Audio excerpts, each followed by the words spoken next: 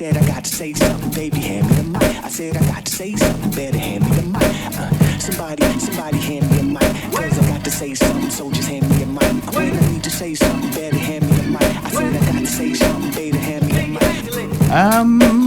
mic. Yeah, why not? Are we rolling, Southpaw? We are rolling, sir. We are rolling, ladies and gentlemen. Thank you for watching. We'll jump straight in. Today's guest is a comedian. He's performed all over the world and he's featured on the reality TV show The Circle. That's correct, yes. Got that right. He's also lived in the Tower of London. Without further ado, the very funny, slightly posh, the Honourable Tom Houghton. Yeah. Hey, welcome. Thank you. That's worth 3 claps. Thank you very much. Yes. Very kind. Thank you for talking to people like us. I mean, All right. do you know what, right? I admit I'm a shit podcaster, right? What you're supposed to do, right, is you're supposed to do a deep dive on someone. But, not with disrespect, but who's got the time? Do you know what I mean? Who's got the time for a day to sit there and do research? So my research... I did notice that when he went, The Circle, and looked at me with inquisitive face, like, yeah, this seems like a speed read in the car on the way over. Yeah. Which, no offence. Yeah, it's fine. no, it's true. It's, we live in I the was real watching world. your reels on the train up, so don't worry. I think we're both what it is. meeting at the same level. It's fine. Look, we live in the real world. People have jobs. People have dogs. You know, Exactly. there's stuff to do. But it was 20 minutes on the Stairmaster and some pointers from Louis. Thank you for that, Louis. Nice. You're an interesting guy, mate. Thank you. You're an interesting guy. I'm going to start off with the sort of title, the Honourable. Yeah. So Yeah. it's an actual title That's what I was. Yeah. because my dad. So I didn't earn it. Right. It's laughable that I've got it. I've been sacked from Wetherspoons twice, Right. so I'm not an honourable guy at all. Imagine that sacking of the Honourable. Richmond Wetherspoons was one of them, Right. which is the local one. My dad is the former Chief of Defence Staff, so the ex-head of the entire British Armed Forces. Green Howard, Yorkshire Regiment. Met my mum at Catterick Garrison. My mum and dad are now Lord and Lady of Richmond. My dad's also just now become a Field Marshal. Was the Constable of the Tower of London. He's a Baron technically, been knighted twice. Through all that, I then by default get the title the Honourable. I love that. So that's not one of them ones where you hear people like they'll do the whole like they'll pay 120 quid and they get the name change. Yeah. That's always like, do you know those people who's like, oh my God, Darren named a star after me? You're like, did he name a star after you? Or has he got a piece of paper of someone going, yeah, that's Stacey forever. Yeah. No, so we're not talking about, ladies and gentlemen, we're not talking about a £120 certificate. No, it's the real deal. It's the real deal. Coat of arms, we got it made up. Right. Because I've got my signet ring. I'm really leaning into the posh twat. And so you should. Posh twat vibes. So you should. That's it. They own it. Listen, if we own everything else. If you had the Honourable, so you wouldn't flaunt it. Of course you would. You would, right? Of course you would. Thank you very much. Like 100%. I mean, like it's. I mean, surely that's. I'm sure you happily in something now, but I'm sure that's done wonders in the past for the game, shall we say? The game. Yeah, well, I mean, I lived in the Tower of London for 7 years, so that's a pretty good chat line. I mean, we will get to that, but we will slow down. how does? I mean. Yeah, I've got an immediate thought. Remind me on that. How does one take ladies back to the Tower of London, if that ever was the case? It was. It was quite Cinderella rules sort of thing in the Tower, so because it gets locked up. Right. I lived in there firstly. So when my dad retired as the Chief Defence Staff, the Queen made him the Constable of the Tower of London, which is like this honorary position. But you get to live in Queen's House, which is now Queen's House, which is this old Tudor building built in 1540 by Henry VIII. Right. Well, I think he outsourced it, but yeah, he didn't build it himself. Even not himself, brick for brick. Right. And then for Anne Boleyn, so I was living in Brighton at the time, but then I moved up there and I basically squatted with my dad rent free. Because who wouldn't do that? Who wouldn't do that? Exactly. Yeah, literally all my interesting stuff is luck from how I've been born. So, and I haven't earned it. That's fine. So is Southpaws. Exactly. So, thank you very much. Yeah, my dad's a cameraman for the BBC. Oh, really? Yeah, he didn't ever run the whole of the Listen, British Regiment, however. But saying what I've heard. That's all. Yeah, please go on. Yes, you were saying Tower of London, right? and so I remember it gets locked. This is the ceremony of the keys. I don't know if you've heard about that before. So this is like the official locking up of the tower, which happens at 10:15 every night, and it's you might have heard of the Holt, who goes there, the Keys, whose Keys, Queen Elizabeth Keys. So this isn't just like novel stuff. This is really No, this is like happening. the oldest ceremony of its kind Right. in Great Britain. It dates Wow. back, yeah. And the beefeaters, the yeoman warders, the guys on the front of the gin bottles. Yeah. They do it all, and the Queen's Guard are there with the big microphone. These guys, Yeah, these guys. Yeah, walking about like just this. Yeah. walking around doing their stuff, and then it actually properly, because it's like two big battle gates. They get locked up at 12. So if you're out after 12, you've got to be in a signing out book. So then to get guests in, you've got to get them signed in. So basically, for the 7 years I lived there, the beefeaters and yeoman warders have sort of an itemized in and out of all my one night stands over the years. Oh my God, imagine. That's It amazing. also means I had to turn up and they're like, and so what's the lady's name? And if I hadn't remembered, she just. Oh my So yeah, I got thrown under the bus a few times. Imagine. But no, that's going to work wonders though, right? Surely. Well, to be honest, there were some times where girls they just wouldn't believe you. Obviously. Because if you're in the smoking area of a vodka revs, Yeah. first thing they go, I live in the Tower of London. I know you don't. What's your occupation? I'm a comedian. Like, Yeah, fuck off, yeah, I mate. know, like- it doesn't sound realistic. No, but I guess that leads it in. Like, how have you gone from that to a comedian? Because that, Well, no, I was a comedian before I was that. well, technically no. Oh, do you mean- You technically you were born this. Oh, I see. You know. I didn't live in the Tower of London then, though. Right. Okay. I get you. So I grew up. So I grew up on army barracks all over the place. Right. So you were an army kid. Army back, proper army pad brat. Got you. So Germany twice, Northern Ireland. Standards. Went to Sedbergh School. I don't know if you've heard that. No. In the Lake District in Cumbria, which is like a big boarding school. Because obviously I moved like 12, 13 different times growing up. Right. Okay. So they sent me to boarding school at 6 years old. Right. Standard practice. Yeah, hence the accent. Yes. And then I always wanted to be an actor. I was doing like Cats the Musical. Right. You were into it. Yeah, I was doing like I was performing musicals on the stairs in Got front you. of my army officer dad, who was clearly very proud. Of course. Yeah. And then Like that's the thing. Like surely, maybe I'm pigeonholing people, but like surely he must have been like, you'll be in the military, right? you think a lot of military officers are like that. Right. A lot of military families in general, they sort of become military families. Yeah. I think when my dad saw me doing Mr. Mistopheles in ears, a tail and a leotard, I think he was like, probably not for the front line. No. Maybe not. Yeah. That's not what the British military needs, jazz hands. No. No, I can imagine. Yeah. So I can imagine like the conflict as well, like with your dad. Like the will have probably, I mean, he's obviously got the credentials because of where he's ended up. He's obviously a high-ranking officer, and he's now this, as we say here in Darlington, top boy. He's a top boy. He's top boy, and there must have been some conflict though. Like there must have been his head just thinking, like, and seeing, like you say, I know we're joking about it, but like jazz hands, like he must have been like, phew. yeah, I think because I did a stand-up comedy master's degree at uni as well. No way. And so trying to convince him that was a good idea. Of course, yeah. I'm just going to tell jokes for a living. It just didn't compute with him at all. No. He really did not want me to do that degree. And I think he was trying to be supportive because he knew that I really wanted to do it. But even just the way it all, because with military, it's a very sort of set salary, then you get another promoted, and then, it's a very, very regimented. Very regimented. With self-employed, a clown, In essence. which is, I'm a clown. You just get told, right, in 1 month might get good income, in 1 month you might have literally nothing. So, yeah, it took him a little while to wrap his head around it.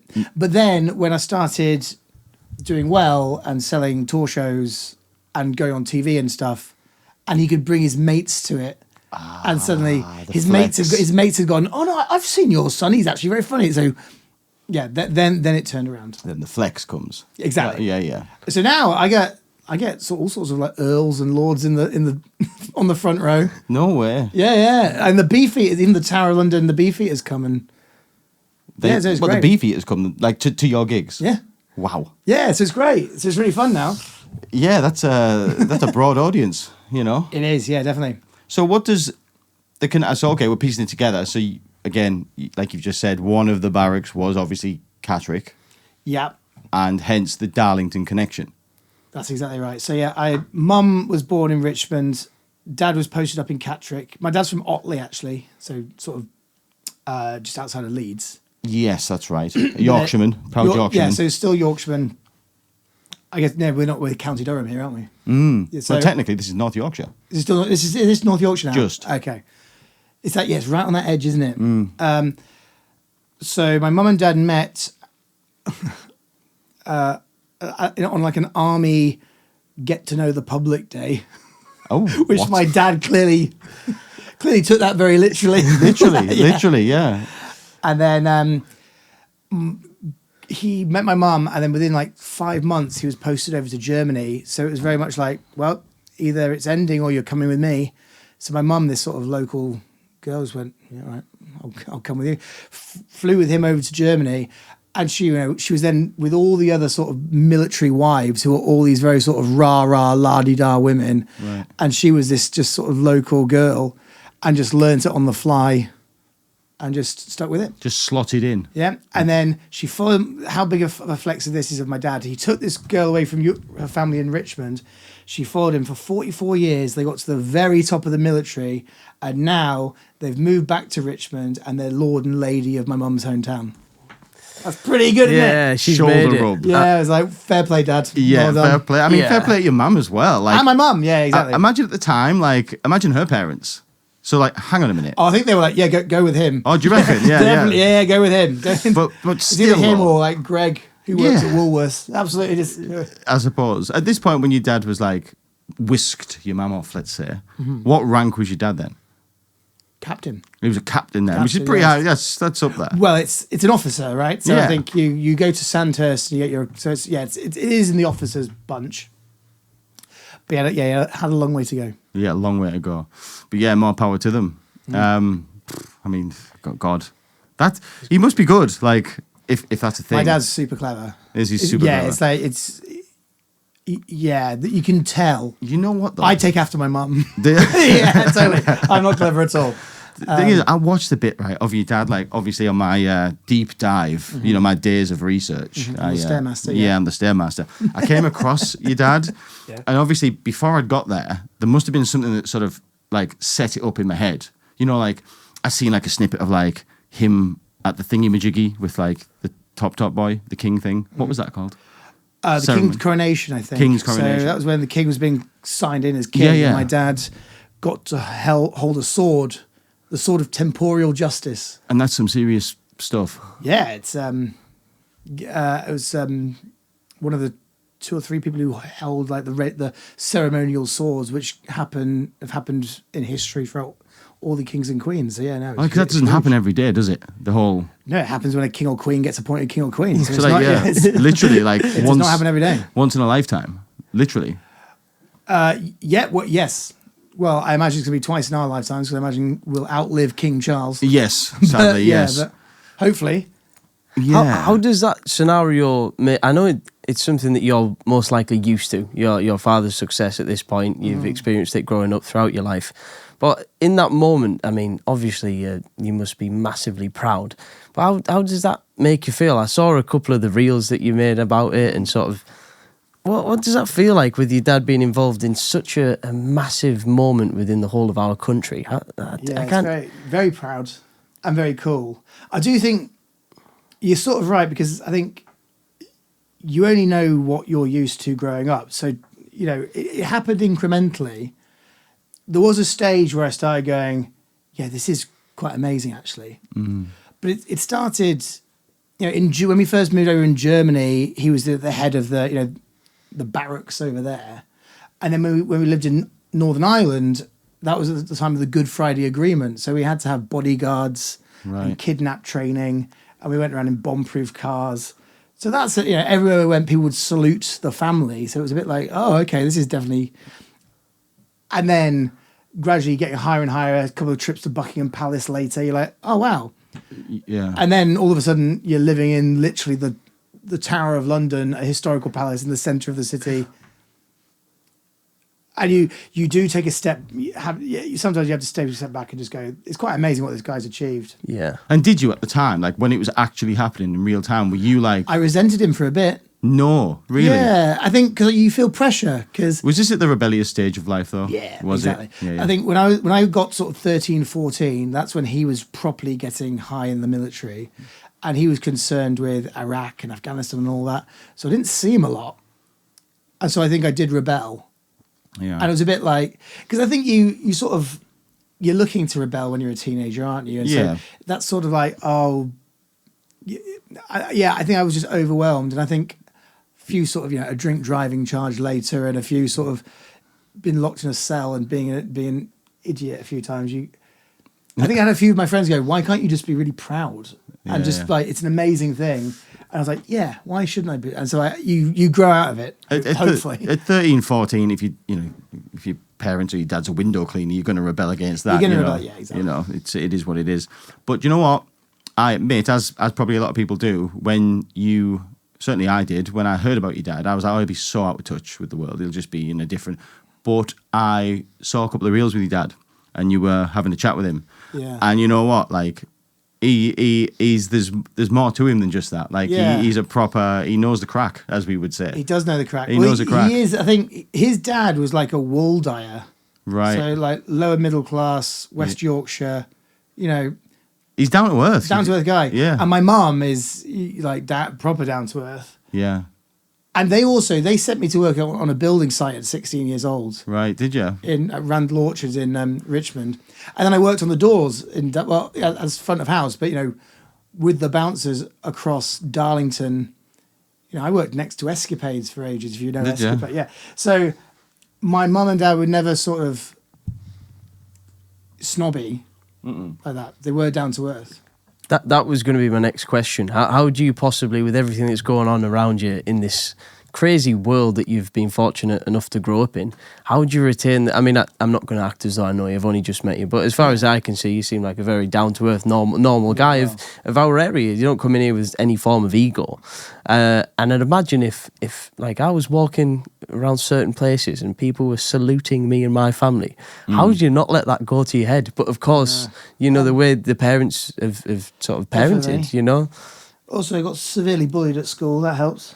That's a good one. A few times. Yeah, it's good. It's good medicine. I think, I don't know. I think that's one thing I love about doing comedy as well. You get to meet people from all walks of life, and I think you do get to realise that bad people are bad people from anywhere. Of course, yeah. And everyone's playing the cards they're dealt, right? You just you get your situation, and you've got to make the best of it.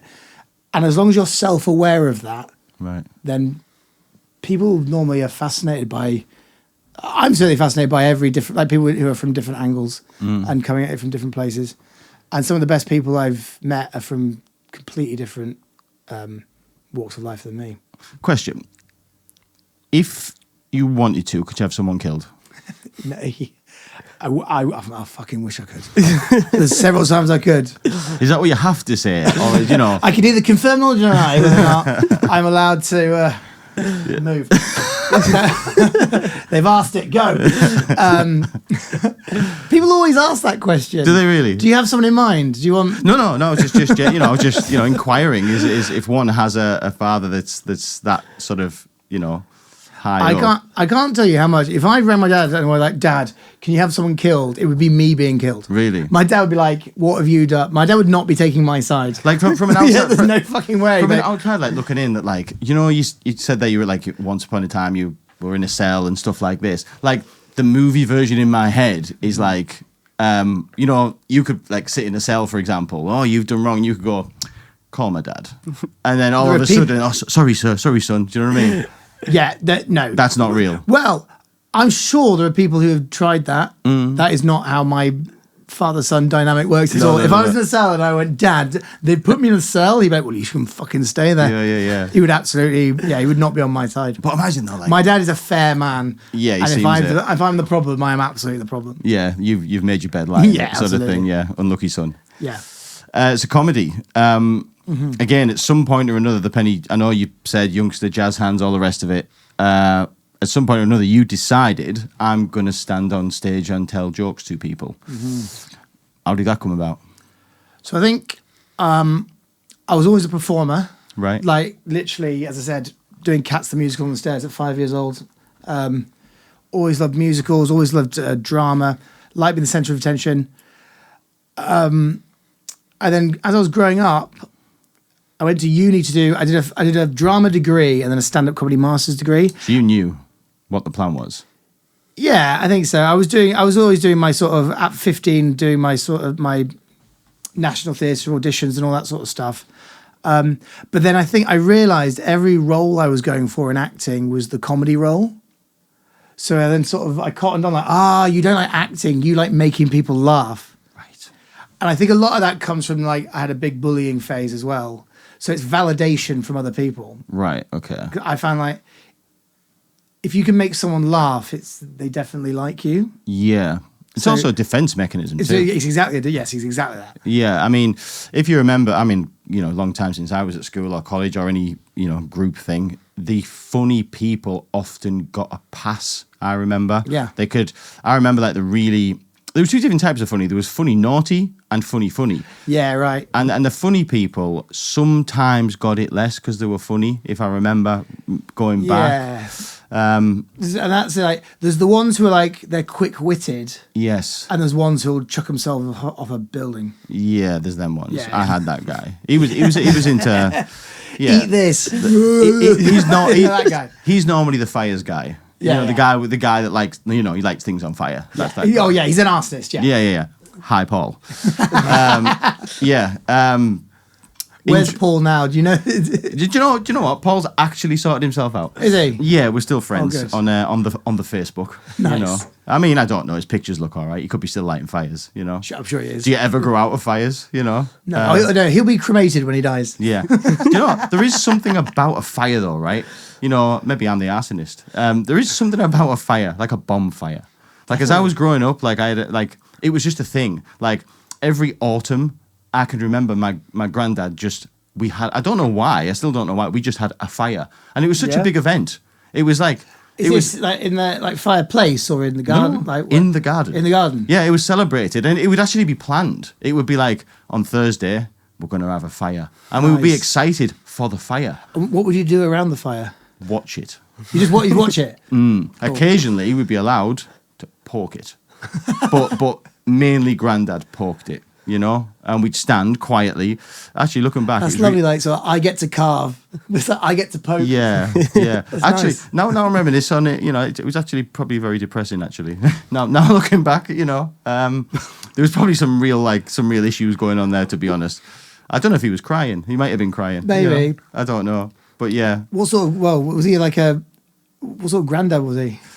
Traditional, Second World War guy, born in 19... Oh yeah, so he's probably like looking at the fire, probably remembering all his mates who... Yes, burning, yes. God. Just saying, I'll probably... As a kid, I didn't think of that, I just liked the fire. Sure, yeah. As you do. Right, so... there is something nice about a fire, though, you're absolutely right. Yeah, I do like it. Fireplaces are good too. So comedy, right, so... we've had a few comedians coming in, and I always ask which one? Local comedians, no international travellers. You're the furthest to that we've had, but we've had some funny people. Let's say Andy Ormerod, Jord Losman, funny people, local comedians doing the circuit, this sort of thing on the way up. But I asked the same question because I'm a fan of comedy. Genuinely, being made to laugh is so important. It's so powerful. It can't be underestimated.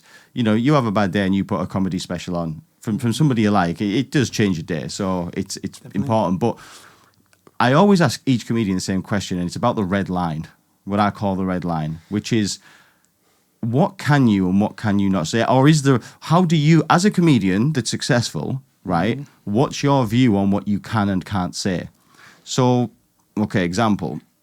A lot of people like and dislike Ricky Gervais because he will. There was another Scottish guy with a ginger hair. What's his name? I think he got in a lot of trouble for some stuff he said. Scottish guy with ginger hair, glasses. Yeah. Oh. But anyway, what it's about basically is saying stuff that is probably considered a bit off the record to say. You know, Frankie Boyle. Frankie Boyle, the that's the fella. one, yeah. Didn't he get in a bit of chew for saying something? Well, Frankie Boyle does say some quite outrageous stuff. Yeah. What's your view? Is there things you can't say as a comedian? I think there's no topics that are off topic. Okay. But I think they're off the table. I think you should be able to joke about anything. Right. I think that it's all about what the motivation behind the joke is. Okay. So you need to. Anthony Jeselnik, who's an American comedian, has a really good phrase about this. He says, when it comes to offensive comedy, it's the art of getting away with it. If you can get away with it and make them people laugh, then you've gotten away with it. Bearing in mind, there is also like the idea that saying, "Oh, well, they laughed, so therefore it's fine." That's not necessarily true, because there is such a thing as cruel laughter. But for me personally, when I always say, you need to ask yourself, why am I saying this? Am I saying this for the right reasons? Well, surely the reason's to make people laugh, right? That's what you're there for, and that's what they've come to see. And isn't laughing isn't making them laugh and shocking them very closely related? Well, that's it. I personally think there needs to be a deeper reason than that. I think that's very route one analysis of it. I think why are you the one saying? I've written jokes and routines that I then didn't do because I just don't think they're right for what my voice and what my brand is and why I'm saying it. I don't like. For example, I don't know if I do any jokes about. What's a good example? I was going to say about transgender people because I don't have any experience with it, or I've got nothing particularly interesting to say about it. So why would I say it? Right. If there was a comedian who had, a straight male comedian who was going out with a transgender person, right? That's an interesting angle there, right? What's that like? That's where I think Ricky Gervais sometimes falls into trouble. Is that I think his main justification is sort of say, well, why can't I say it? Yes. And I don't know if I personally think sometimes that is a valid enough. You think? I would actually, because I don't think he's very ever vulnerable himself massively. No, Like come to think of it. he says like, "Oh, I'm a fat pug-nosed guy," but that's very much a first layer, one-dimensional jab. He's never been properly vulnerable. No. Like he's never really let us know what it's really like to be in his personal life. So this is true. So I think, and I think also just maybe sometimes I've loved some of his specials. I think as they've gone on, I've enjoyed them less personally. Because he's got more. Would you think? I think the writing's become not as good, to be honest. I think quite often now when you go to a Ricky Gervais show, people will go, ooh, and they'll clap, but do they really like laugh hardly? I don't know. Because he does touch on some pretty, racy stuff, let's say. Yeah, it does. To the point where it's like you almost see it coming. Like you can almost. So I've got a friend, and this is where it comes from. This friend of mine, literally, we've talked about comedy before, and that friend said to me that, when Ricky first come out, and when he was first being funny and like, The Office and stuff like this, but some of the specials and some of the jokes, like, kids with the C word, and then he starts doing the... Oh, God. Some of the sick... Like, if you look at The Office, I think that's like one of... Arguably the greatest it's a masterpiece. Sitcom ever written. It came up with a new genre, and... We'd never seen that. No, and it was absolutely incredible. And all the jokes were really nuanced, and it was really minute observations of real life. And it was so... It was one of the few things that would actually make you at times like, ooh, like you would cringe. Because it was so like close to real life as well. Really, yeah. Now look at Afterlife. Yeah. There's a prostitute walking around in the middle of the road. There's a postman who's clearly a character. Like they're not real people. Right. They're not. And the jokes, like most of the punchlines are, "You're a cunt." It's not clever. No. And then all it is then very like shoehorned in. He sits on a bench with this old woman. She goes, well, and she does the poignant bit. It's so it's so badly written. Really? Yeah, I mean, wow. I really think it's rubbish, and I think it's preying on grieving people. I think vulnerable people who have maybe lost someone go, "This is amazing," because they're vulnerable and in pain. But I think as far as writing, it's so clear that Stephen Merchant has stepped away from it, and there isn't the nuance, and there isn't the real heart. The last thing I saw that I really loved from Ricky Gervais was Humanity. I don't know whether you saw that one, and just the way he spoke about current world topics, and he didn't go too far on that one, and he sort of mixed in stuff from our childhoods and the way we're all grown up. I really enjoyed that one with Ricky, but I do believe, and you've opened my eyes with that one a little bit, because the shock factor has become bigger and bigger, and the actual writing and the depth between all the jokes does seem to have dissipated slightly. That scene where he's walking past the playground, and the kid calls him a pedo, and he goes, "Well, wouldn't fuck you fat cunt." Like, yeah, all right. Like, I guess look, this is just my opinion. I get like, so if you like it, that's great. But I just personally if you want to go and see like Shane Gillis, if you watch his stand up at the moment, he does really dark stuff.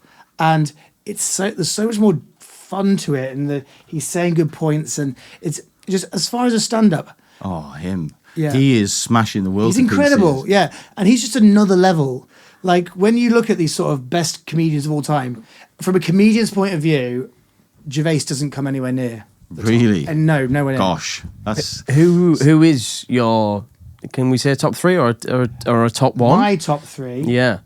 Or ever top three. Ever. Well, what I'd like I'd like like top three. George Carlin, Richard Pryor, Bill Hicks would be up there, Norm Macdonald, Patrice O'Neill, Eddie Murphy. Like those guys are.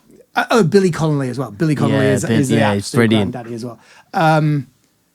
They blow Gervais out the water when it comes to what comedy can actually be. Yeah, I agree with that as far as, stand-up comedy. Ricky is I think he's very unique, to be honest, Ricky. I know there are other people that attempt it, but he's very unique. Yeah, and I respect him. And I love so much what he's done. I loved, obviously incredible. I loved Extras. The Carl Pilkington series, I think is amazing. Brilliant. And I think also some of my favourites, him award ceremony hosting is incredible. It's so funny. It is so funny. There's other bits like Derek. That was Derek didn't work. That was mental. That line. Derek It's didn't mental. really work. And I'm sorry. I think I really hate Afterlife. I think it's like Just badly made. And then I like that. I like some of his routines and his stand up, but I just more and more. There's this thing called clapter. Have you heard of this? Clapter. So it's when the audience clap and applaud, and they agree, but then are they actually laughing? So a lot of his stuff is just that.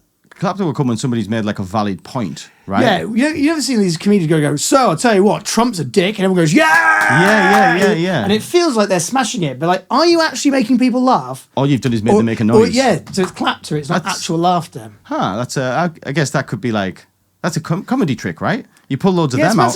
100%. It's a real comedy trick. Shall I tell you why I admire? Yeah. A comedian who, he doesn't do that. You'll know him, but the audience probably won't. A guy called Dylan Moran. Do you know who he is from Black Books? I've gigged with him. Have you? You've gigged with him? Yeah. Wow. He's like my comedy guy. He's my great. favorite. The man's great, really great. That guy, he manages to stand, and I thought he got sober, didn't he? So like right at the beginning, He did. He was drinking wine, smoking fags, and you thought when he went sober a bit, and then he made himself. He got a bit bigger, because he come off the stuff. Sure, absolutely. I thought you're not going to still have it because that was part of who you were. Dead wrong. Still got it. Yeah. Dead wrong. So have you seen him live? Yeah, Where did you see him? In I was blessed to see him in Middlesbrough in the town hall, a little tiny place. So it was like what? It felt like there was only like 150 people there. It was small.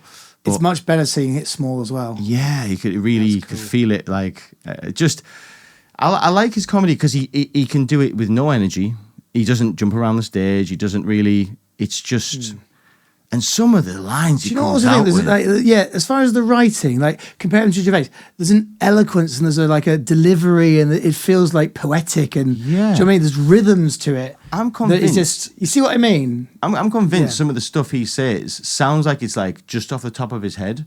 When he starts going on, That's part of the trick, isn't it? Yeah. he starts like, and you like say these things, and you're like, that can't. There's too many of them. You can't be rehearsed. And face down in a bowl of Cocoa Pops all day Tuesday. I wish I had the strength. And like you're like, what? Like Yeah. where? And it's just brilliant. I mean, he's amazing. Yeah, He's very cool. Him and like Tommy Tinn's another one who's a similar sort of ilk to him. Yeah.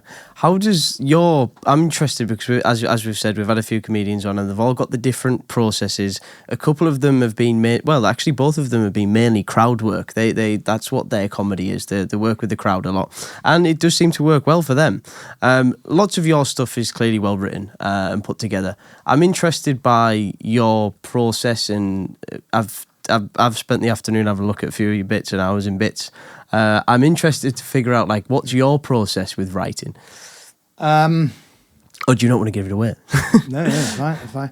I don't think there's no one universal way for writing. I think you just got to figure out what you do. Yeah. And as a very heavily dyslexic person, I always struggled writing. Really? Are you dyslexic? Yeah. Oh, yeah. It's tragic. Considering what my dad is, like this huge intellect, I am. I had extra lessons, can't spell. So I try and. I can't really sit down and think of ideas. I tend to, ideas come at you at any point. Normally when you're just about to go to sleep, or you're bantering with your mates and stuff. And we have this sort of.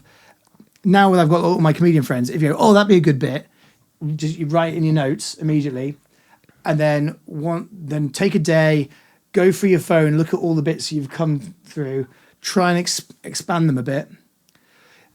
Then I used to, back in the day, then smoke a joint and walk around just talking them out and just see if I could put my head in a different place and think of toppers. I can't smoke a weed anymore due to turning myself slightly paranoid on the whole stuff. So now I go for a run, and I find running puts your head in a different headspace as well. Get you firing. It gets you firing. Right. It does mean I'm normally running through like London just talking to myself, which looks a bit weird, but that's fine. And then you get the basis for a bit. Then you take it to the open mic circuit or the new material stuff. You say it out loud, you record it, you see what reacted, what didn't. And then I try and just, you write, you expand, and then you edit down to, you're trying to get, because the finished product needs to be about economy of words. So you need to be doing the joke in the least amount of words possible. And we all know the worst storytellers are the people who just get to the fucking point. Do you know, you ever been to a wedding and the father of the bride's going, and then when Mary was pregnant, we took the car. I think it was a red Volvo. Yeah, fucking come on, mate. Yeah. So it's economy of words. So you're expanding on bits and just going down and just gradually like chiseling away until you've got the bit. And then for the actual show, you're arranging the bits into sort of a puzzle piece of, how you want to say stuff, calling back things, and you gradually just build. And that's how I write anyway. So when you're going out on stage, like you haven't got like secret notes hid anywhere. It's all just up here. You know where you're going. It depends what stage of the writing process you're at. Right. So when you're just starting, you'll go on with actual sheets. Right. Okay. And you'll go, right, bear with me. On a new material night, you'll have it literally written there. Well, you can literally say to the crowd, just bear with me a minute. Yeah. Right. Okay. Oh, 100%. Yeah, absolutely. You can hold it and go, right, no, does this one work? Blah, blah, blah. No? People literally do that. Milton Jones is a guy who's on Mock the Week, the crazy head, one-liner guy. So I've been his main tour support for the last 2 years. When he's doing new material, he comes on with a sheet of jokes. He goes, right, here are some jokes. Me, and also there's a guy I met on the train on the way here. He gave me some as well. Then he'll read out a joke. If one goes badly, he'll go, oh, that one was one of his. And if one goes, well, that one was mine. Yeah. And then you might go to people quite often write on their hand their set list. Right. And then eventually you want to get to the stage where it's all so in there that you're sort of living in the moment and you're saying these lines, delivering them while also paying attention to the energy of the audience and what's getting more and back. So you sort of, you're in the room while delivering these lines. Yeah. But once you've got your finished set, and you start, bouncing it in different places, taking it here, taking it there. It's not always word for word, right? Sometimes you can play with it a bit. Again, yeah. If it was my tour show, so my hour and a half, hour and a quarter tour show that people have paid to see, it will be 90% word for word. Right. So does it get to a point? Because obviously it's to do an hour and 15, hour and a half set, if that's how long it is, right? It takes a long time. And I assume there's like a break in between, in the middle, right? Or is it No, just no. straight? Oh, no. So my tour support will do 25 minutes. Yeah. Break, then I'll do an hour and 15, hour and a half. Right, okay. So what I was going to say is, obviously, if you've got all these jokes in your head, do you ever, like, say one and then think, shit, that was supposed to be there? I've definitely done that. Have you? Especially on a hangover. Right. Yeah, oh, fuck. Or you'll come to a bit where you're like, it's a callback from something other, and you realise you've forgotten to say the setup. And you have to go, I've literally had to go, well, this is what I was going to say here, but I've forgotten to say this bit here, so I fucked that bit up, sorry. And everyone goes, hey. And they just get a bit of a laugh. You've just got to accept, you've just got to be honest. Yeah. Just, if you're going to die with style. Just accept it. What's the biggest crowd you've been in front of? Live, 3,000, I think 3,500. Did your ass fall out? I was pretty nervous, Yeah. It's different because if you're in front of 150, the energy is very back and forth. Like you can feel it there. The ceilings are normally quite low, so you want low ceilings because the energy gets caught up. 3,000 people, it's so big. Even the laughter, like it moves like a wave around the room. So you've got to slow it down. People are getting it at different points. There's also, I remember like when I'm playing anything over like 1,000, I remember the first time playing it, there's constant coughing because there's just so many people. So there's a constant just bodily noises happening, which is really off-putting. And people are, it's big, it's vast. People are getting a different, so it's a whole, it's not as good. It's not as fun. Do you ever get heckled? All the time. Have you, as heckling ever got too far? Are you able to just keep going through it? Yeah, I've had people throw up on the stage at me. Right. I've had drunk women rush the stage. Really? Definitely. Wow. I've had walkouts. One of the worst walkouts. So I've had walkouts. One of the worst walkouts I ever had was I did P&O cruises, which I'm now banned from actually. But, and I was dying in front of it. They're all old people on cruises. Of course. I've had walkouts, but listening to someone leave via electric scooter while I'm trying to do my set, and even the fucking reverse beep, just no. beep, beep. I'm like, this is terrible. Imagine. It was so bad. Oh my It was bad. days. I always think I admire, I know part of your game from what I've heard from other comedians is the bombing. It's part of the learning process and it's part of improving you. I admire all comedians who bomb, no matter how big you are, 3,000 crowd, 10 crowd, a massive stadium. At one point or another, you've stood on stage, right?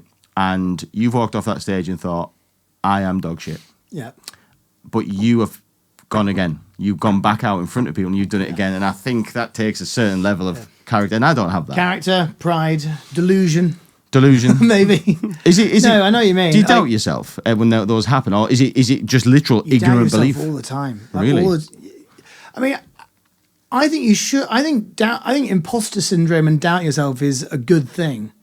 You ever met someone who's got no doubt? They're fucking psychos. Like, they're insane. You've never doubted yourself. Are you mad? Yeah. You just walked in and go, I'm definitely going to be good at this. Like, you lunatic. Isn't he called Andrew Tate? That's who it is. Yeah, right, exactly. That's kind of who that is. No, you should be constantly going. If you're improving, you should be constantly being in rooms that are bigger and with people who are more impressive and all this. So, yeah, a bit of helpful doubt and imposter syndrome, I think, is good. But I suppose where you are now, like you say, you've established doing big crowds now, touring. Mm-hmm. You will be able to pivot to the crowd that's there, right? Yeah, it's like tweak it. Any job. You start off your first day at work is you don't know anything, and it's not, and you have to be told what to do. And then I've been going 18 years now, so you've played all these. Oh, I've played this type of venue before, this type of crowd. I've had that drunk woman in. Yeah, I've done that, all this, whatever. The heckler. And, so you just have your utility belt of skills, and fallbacks that mean you can deal with everything. Yeah. And you just get better at dealing with it. Right. It doesn't mean you won't always, you'll get caught out. Sometimes you have rooms that are unplayable. What's an unplayable room? Oh, so Too pissed. Christmas, yeah. Around Christmas time, when you're doing Christmas parties, and all anyone in the crowd wants to do is get drunk and finger each other at work. And it's full of stag doos who shouldn't be coming to comedy because they've got their funny people anyway. And sometimes, it's in the sort of the valleys of Wales or something, and they're just mad. Yeah, it's pointless. And that just does happen. And the thing is about, you learn pretty quickly, because I think when you start, you're petrified about dying and bombing. Yeah. But the more you very quickly realise that that's the most unifying thing about comedians. And when we're backstage and seeing each other, no one wants to hear about the times you did a good gig. We're all like, when did you last die? Oh, mate. And so whenever you die, just know that's a great story later on in the dressing room.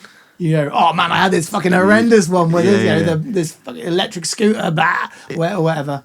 So just look at it that way. Is there like obviously you speak to a lot of comedians, right? Is there like, I wonder, like in the UK, just for example, is there a place that's like, oh, you don't want to go there, it's no man's land? Like, does that place exist? I think everyone has their individual version of. So there isn't a collective one that's like, oh, you shouldn't go there. I don't think I could say there's a collective one. Well, where's yours then? Do you know what? I'm actually I've had ones that have had bad times and then I've come good. I used to hate Essex and Southend. Did you? Sort of place, yeah. But because it was just full of weekend millionaires. Mate, I've got some fucking jokes, mate. Yeah, and then but I've had now. They're some of my favourite gigs to look forward to, and I think I found my for my tour. So I found my people in there. There are places that are definitely harsher judges.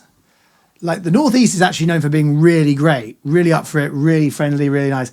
But Liverpool, that's a place where, look, if they love you, they fucking love you. You are one of them. You're in. If they don't like you, you cannot go back to Liverpool. You just can't, like, Literally. they are just done, yeah. And obviously, because I've got a sort of Tory fucking lizard vibe, like, they can see me and hear me go, what the fuck is this fucking? So it takes me to go on stage and go, look, I know who is this Tory cunt? And they're like, all right, well, and you've got to win them over, but yeah, it took a while. Who's that Liverpool comedian guy? What's his name? The crowd work guy. It's going to be Paul Smith. Paul Smith, yeah. Because that's a very, very unique style too, right? Like that. I mean, I only see the reels, so I'm assuming all he does is crowd work, right? No, he doesn't anymore. Like I'm friends with Paul. Paul's been really loved to me many, many times. And I tell you what, doing hot water comedy club is very hard to do when he's on because people go to see him. Right. And whenever he's not on, it's like, when he MCs and whenever it's like, and here's an act, it's like, you can just feel the room go, oh, it's not Paul.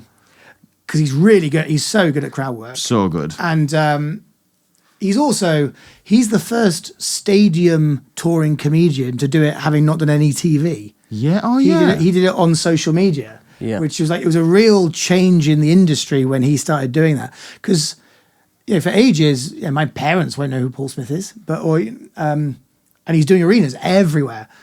I think now he does he comes on and does some crowd work bits to sort of fan service. And then he does have the written bits as well now. Yeah, because like you say, a lot of the fans that come to see him, they've come for this crowd work.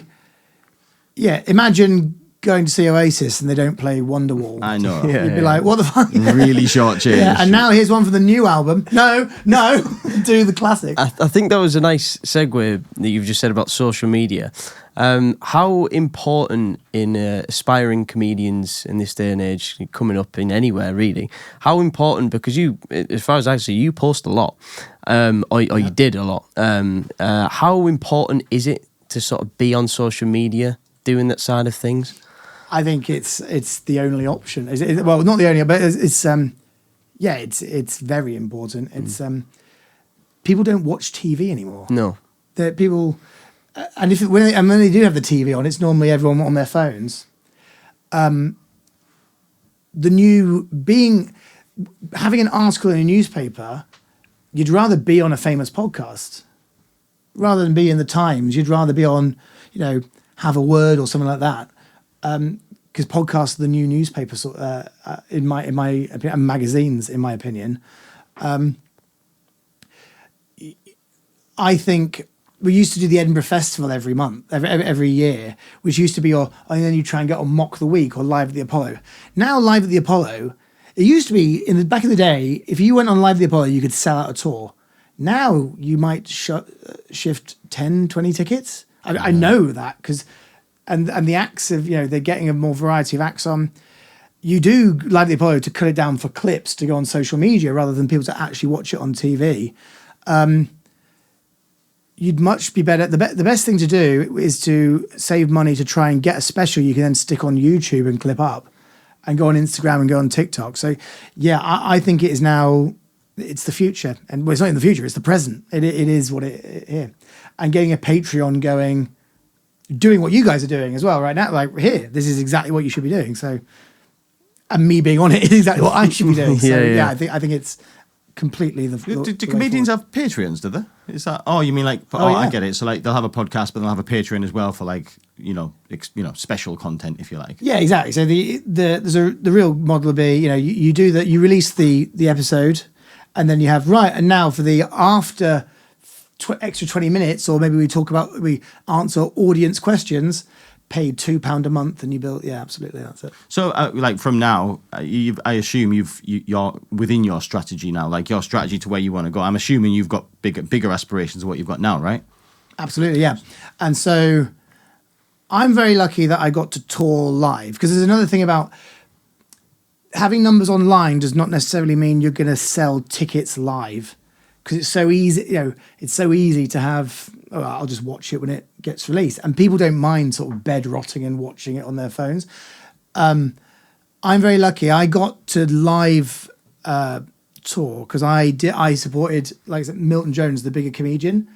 And my first few tours I did in the studio venue of his big tour. So I nicked a lot of his audience, essentially. Right. And there are certain people who do want to go and see live comedy. So that's how I got onto the live touring. I've had a few podcasts and online ideas to set up a Patreon. But yes, that's the next big thing that I want to really tackle, to get a monthly income. Like a rolling, because at the moment, of course, in the world, like you said, in the world of comedy, you get paid when you gig. Yeah, exactly. And my tour, I'll get a big payout at the end of that. But it would be very nice to have a consistent thing, and that will help with everything. So what would if when this comes into fruition, this Patreon?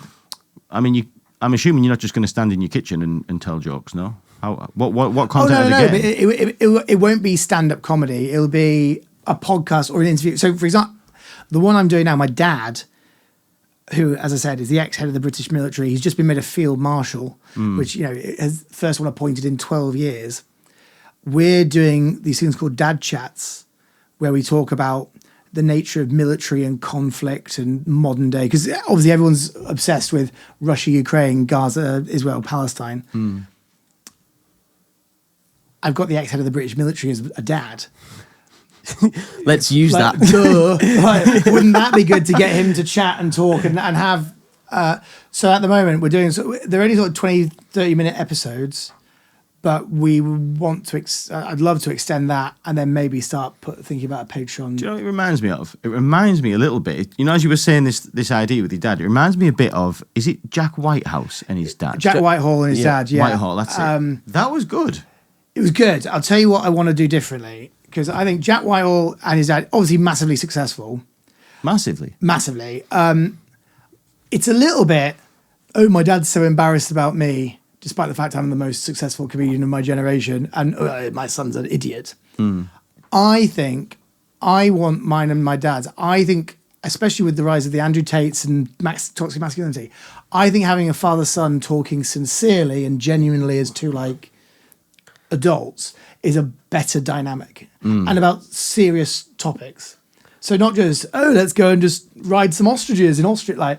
Let's actually talk about some serious topics and see a father and son relationship that is a sincere one. And like you said, with his credentials, like who? Yeah. better? Also, he's not going to go and ride ostriches. He's not No. going to do it. Yes, exactly.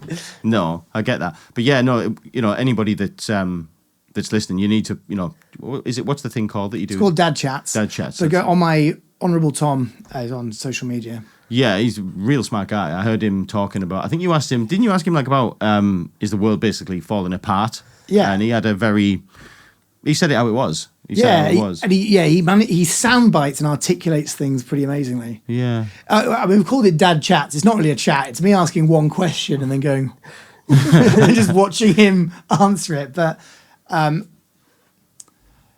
he's very clever, very articulate, and very fair. I think he, like you said, you would a lot of upper military brass are a bit disconnected. I thought I was going to listen to Winston Churchill, but that isn't who you're getting. It's different to that. It is, I definitely felt as well what you were saying about the connection between the both of you. It wasn't embarrassment on his behalf. Like you said, the dynamic between Jack Whitehall and his dad. It did feel a bit like a strong bond between a father and son, completely different, paths in life, and sort of avenues of work. But I think it really works. It's a really interesting concept, your line of work, and then to his, and then no disrespect, but to accept what you've done. Yeah, obviously now you're successful, brilliant. It's all worked out. But for the years and years and years, I can't imagine it was an easy ride. But it's interesting, very. Thank you. It wasn't. So I think it was that's one of the nicest things about moving to the Tower of London was, because I said like him and me didn't really connect. Growing up through teenage years, my rebellious years, him being very distracted, winning everything for us. I remember one point around the table, I said at a dinner party, I think the proudest my father ever was when I sang "Sit Down, You're Rocking the Boat" in the Guys and Dolls musical. Isn't that right, Dad? And my dad was like, Tom, today I was discussing nuclear disarmament. I can't remember what fucking song you sang. And I was like, yeah, fair enough. But so we really did we were quite distant. And then I moved back in with him into the Tower of London. And then to get to meet again as men, and the amount of times like sitting out on the balcony, looking at the White Tower, the crown jewels were there, the ravens were kicking around, having a whiskey and a cigar and like getting to know each other, like that was invaluable, like so amazing. And the biggest link we got between being an army officer and being a comedian is it's public speaking. It's holding court. He stands up in front of troops and persuades them he's worth listening to and inspires, and I stand up in front of audiences and hold court and try and get a reaction. So the art of public speaking. And now he'll come back from the House of Lords and be like, and I'll come back from Stoke on a Tuesday, and he'll be like, I smashed my gig that night. I'm like, I had a bit of a rough one, to be honest, Dad, but I'm glad you had a good one, and we'll dissect how he talked and I talked. And it's really great. Brilliant dynamic, really is. No, really interesting. Yeah, and I can really see like the how the two sort of, I know even saying it's mad, like stand-up comedian and what your dad does, but like, yeah, it's kind of, you kind of got like a lot in common. Really, yeah, weirdly. In a way that we never clicked until we properly sat down and started talking. Yeah. And I now, like, one of the biggest compliments he ever got, he had to do, a speech in the House of Lords. And he came to me and sort of like, Tom, what do you think of this? And then we were like, well, you could also do this and then maybe that. And helping him. Such an articulate guy who I've always hero worshipped, and so he now respects me in a way which, it's... I know you were saying as well, now you have a lot in common, and that's great. But where do you think the comedy side comes from? Because I mean, I don't know whether you want to retell it, but I heard a little story about some horses that you had when you were younger, and maybe little elements of your comedy crack came from your mother. My mum is hilarious. Yeah. My dad's very witty. My mum's like pure joy. Right? So a lot of my comedy comes from just like coming on and having fun and just like this sort of my mum, here's an example of my mum's sense of humour. So when my dad going through the army ranks of army officer, when my dad became a general, my mum named her new horse the General, and then would spend the next 10 years waking me up every morning going, I was riding the General this morning, Tom. He was bucking fiercely. Love it. And she's just hilarious. She's constant source of humour. But like I said, I think it's a different one to my dad. My dad's witty and charming. My mum is joyous. Yeah. All right. Okay, that makes sense. How did if you don't? I know that we've had this segment of this real deep stuff. I have to know about the circle thing. How did you get on this? The circle. Yeah. How did that happen? How did it happen? Because I've been on 2 reality TV shows. I was on First Dates as well. South Police Act. Sorry? Nothing. First Dates. First Dates. That was, I met my Daniel Sloss, who's another comedian, signed me up for that. That was terrifying. The Circle, I think they messaged me on Instagram and just went, hey, I'm a scout for Right. Studio Lambert, who made it. They went, we're looking for people to be on The Circle. And at the time it was a Channel 4 one that I was on. And I was like, yeah, okay, I'm interested.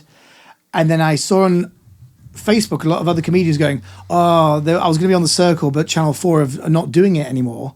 So they've said I'm not on it. I was like, oh, that's weird. They haven't contacted me. Then I got a ring and they said, yeah, Netflix has bought it. Would you like to do the American version on Netflix? I was like, that is better than Channel 4. Yeah, I definitely will do that. Just a bit. Although I thought, because America have bought it, that means they'll be filming in America and I'll get to go to LA. Turns out it was cheaper for them to keep the hotel where they filmed it in England and fly the contestants over. So I went to Salford, which is not as cool. In your head, you're thinking, I'm going to Beverly Hills. Yeah, here exactly. we go. I was like, oh my God, it's amazing. But I mean, you spend the whole time in a hotel room anyway. I don't know if do you know the show? I do not. Yeah. No one I love or respect has ever watched it. No. But then, like you say, who watches TV? Exactly. You know? But it's basically a catfishing online social media show. Okay. So all the individual people go into individual hotel rooms. So you never meet each other in person, and you all talk through a bespoke social media site called The Circle on your TVs. But you can catfish and pretend to be anyone you want. But they can't see you. They can't see you. They can't see you. They can see your avatar and your profile, what you've put up. Right. So you can be yourself. Okay. You can be yourself, but a bit different. You can be completely different. Okay. What did you choose to do? I was myself, but I pretended to be single, Right. which took a lot of convincing of my now ex-girlfriend. So it didn't work out. But the tactic was, they sort of encouraged it actually, but the tactic was that with being single, I'd have more options to create, because it's a popularity contest. So you want to be able to flirt and everything. Yeah. How far did you get? I got right to the end and I got betrayed by my main flirty relationship. I was flirting with this 51-year-old cougar called Jen from Georgia. Beautiful. And then she betrayed me. And it turns out it was two 25-year-olds pretending to be her the whole time. And I got completely sidetracked. I got blinded. It was awful. Brilliant. I bet I did a lot though. Like surely you've been on there, your whatever, your followers and shit must have went. Surely. Yeah, I think it got me an extra sort of 70,000 followers on Instagram, and it was a lot. But of course, that's for being liked on the show as well. It was I was on Reddit. I was the voted most popular player for every episode. Wow, which is great, and it meant I had followers across the world. So that's why I'm touring Europe, America, Australia, New Zealand. That's all from The Circle as well. Amazing. So it was definitely worth it. I had no idea you were doing America. Like I say, bad podcast host. But done it a few times, yeah. Right. So tell me about that. How obviously it goes without saying you have an English accent. Like yes, it is unmistakably an English accent. Yes. And to be honest, your accent is sort of the caricature of what they would think an England accent is. Yeah, I think so. Like if they heard like me talk, they wouldn't have a clue over here. Yeah, they wouldn't have a clue. So I'm imagining that like it goes down pretty well, right? Yeah, I think so. Yeah, I'm very sort of Paddington Bear doing that sort of. Yeah, exactly. The English toff, if you like, play for that. The accent isn't the problem. No. It's the references that are the problem because they don't get it, and the turn of phrases and general sarcasm. Even the mentality. So in America, as you're coming on, they read out your credentials. Like, you've seen him on this. He's smashed this. Oh my God, he's so good on this. If you did that in England, everyone would be like, who the fuck does this guy think he is? We want him to die now. So you have to be humble. Then also, I think, you come on and you try and be self-deprecating. Like, oh, so, my mates the other day, they got me out and got me drunk. So I nearly threw up everywhere. And, I wanted to kill myself by the end of the day.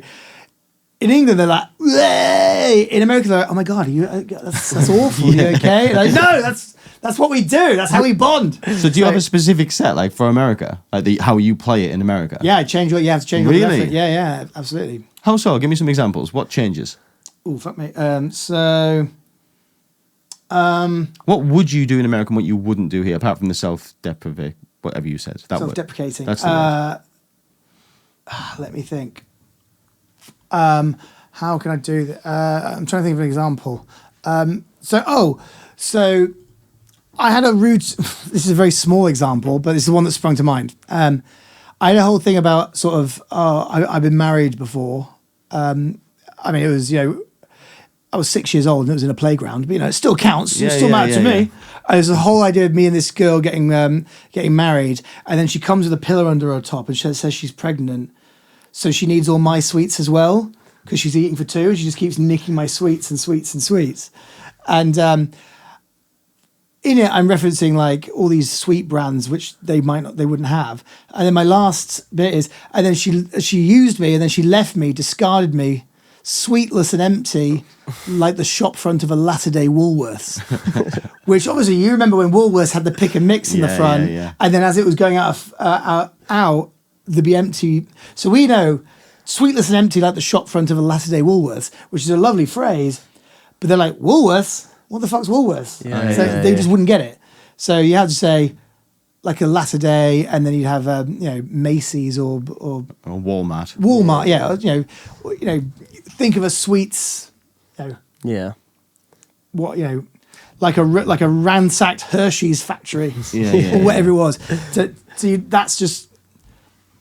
We call it postcoding, right? And you have to adapt your references to the postcode that you're in. And I guess there'll be a small version of that as you go through England, right? Because if you do in Scotland, you could have different references. There are acts who can't gig outside of the M25 in London because they come up north and they go, so I was on the Jubilee Underground line, and was like, I don't know, it worked cool. Yeah, and there'll be acts in Newcastle. Talking about Blythe and Gosport or whatever, riding the rodeo bull on Buffalo Joe's back in the day, or whatever. And I was like, we don't know. So if you want to expand,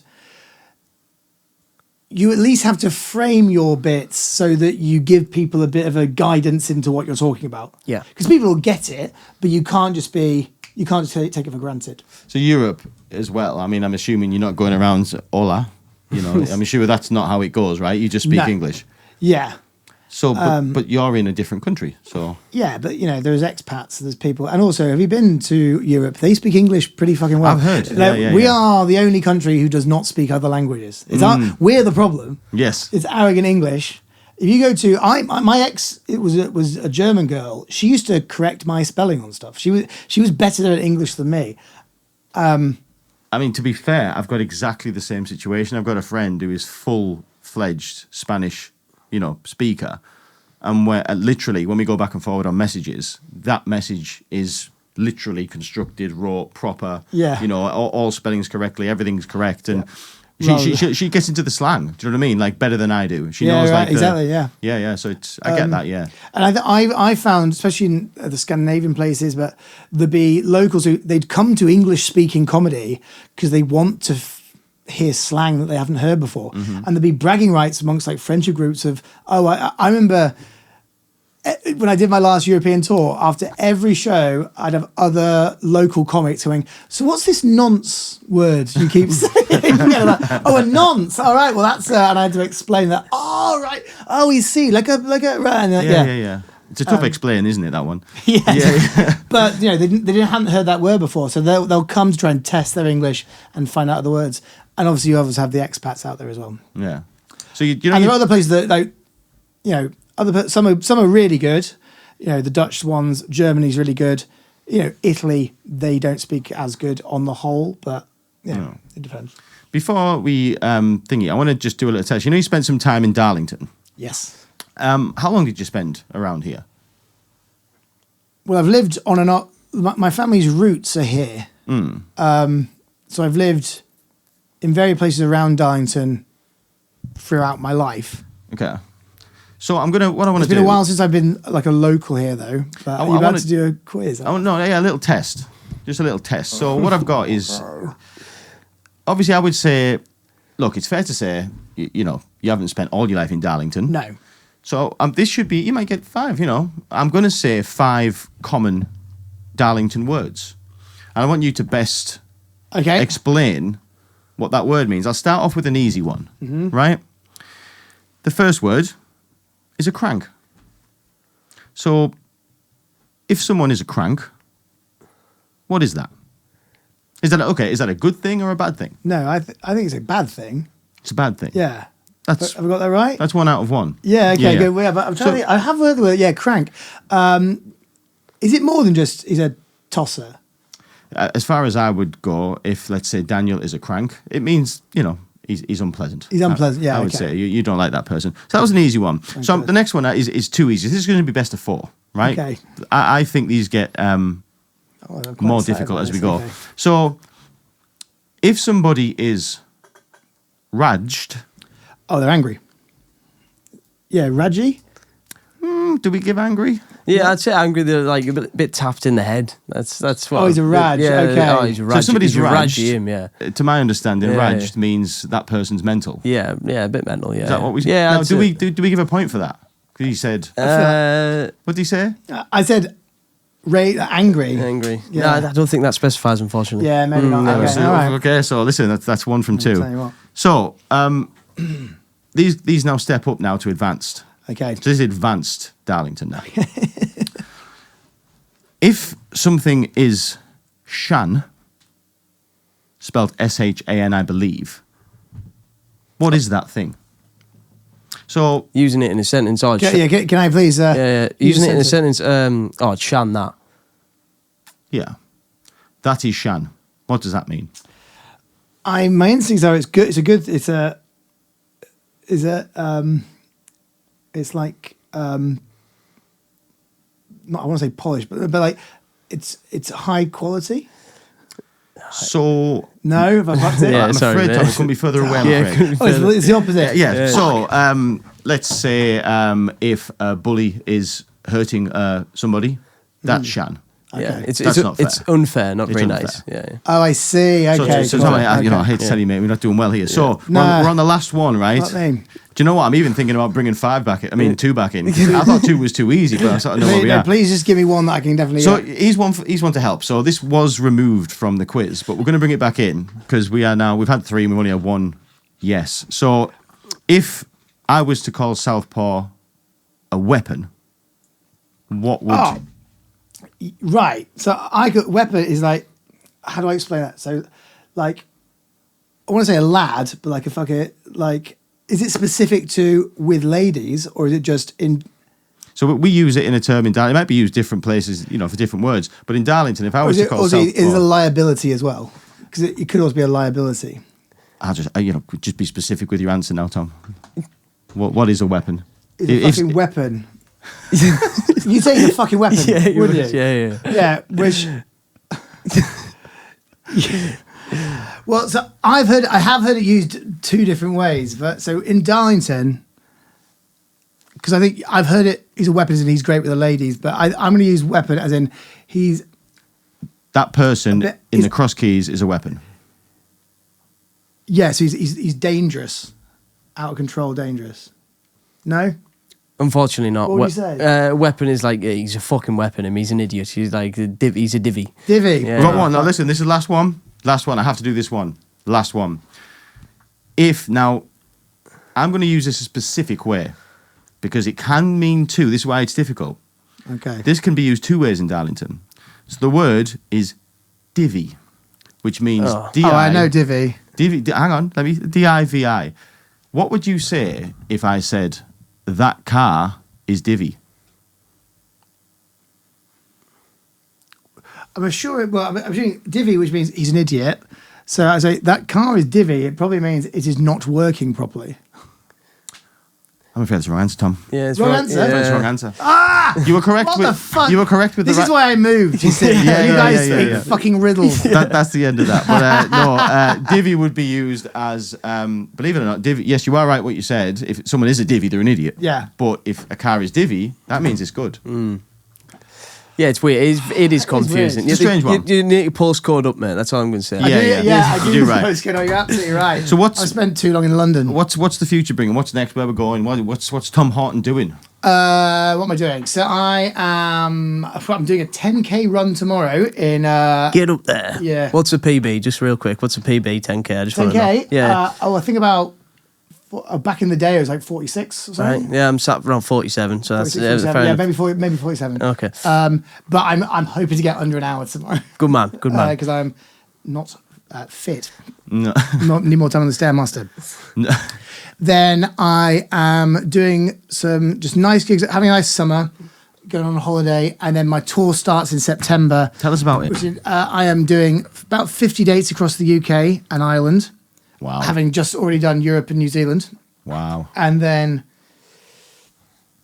I'm doing Darlington. I'm doing the Hippodrome, Respect. which is amazing. So it's my first ever 1,000-seater room Whoa. for my own tour. Yeah, amazing. And so I did my first ever stand-up gig in Darlington.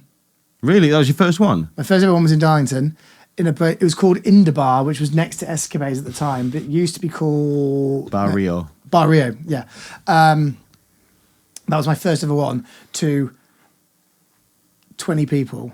Right. So now to be back in Darlington and doing my biggest ever gig in the Hippodrome And is very cool. 50 dates, right? And 50 rates across the whole thing. Yeah. Full circle, literally. You know. Yeah. Full circle. Thanks, Brought it Jack. home. Well, I mean, it might still be 20 people in the Hippodrome. So I do need to sell some tickets. Me and Southpaw will be there, Yeah, right, Southpaw? we'll be there. We'll be there. Yeah. fantastic. Well, yeah. Of course we will. I mean, free ticket, you know. No, I was going to say don't pay. Absolutely not. No, joking. No, but of course we'll be there. That sounds amazing. That'd be great. If Please bring everyone you've ever met ever in your life. We shall do that. absolutely we will be. And then I've got the day off after, so Bro, you're a funny guy. You know, there's no whichever way you look at it, you are. Some people are just funny. You know, you're funny without trying to be funny. You're just a funny guy. You know, so Guys, thank you. I'm sure you're going to smash it, mate. It's absolutely, exciting. And back to the Hippodrome, what a lovely, Yeah. it's so good. Yeah, beautiful. And I've got the show ready, so it's like it's very nice when you're writing a show. Once you've actually got it and you've been touring it, it's a relief. Yeah, So I'm confident. having fun with it. You're going to smash it. And for anyone who isn't already following Tom, I'd imagine many of our viewers already are. We're going to leave a little link below to obviously the tour. If you want to book tickets, especially for the Hippodrome, we will leave a link to that. So yeah. Yes, thank you. Yeah. Tom, mate, thank you so much for coming all the way here. Thank you for having me. It's been brilliant. And yeah, we wish you the best of luck for your big do. Likewise, it's a pleasure to be on the podcast. I wish it goes to strength to strength.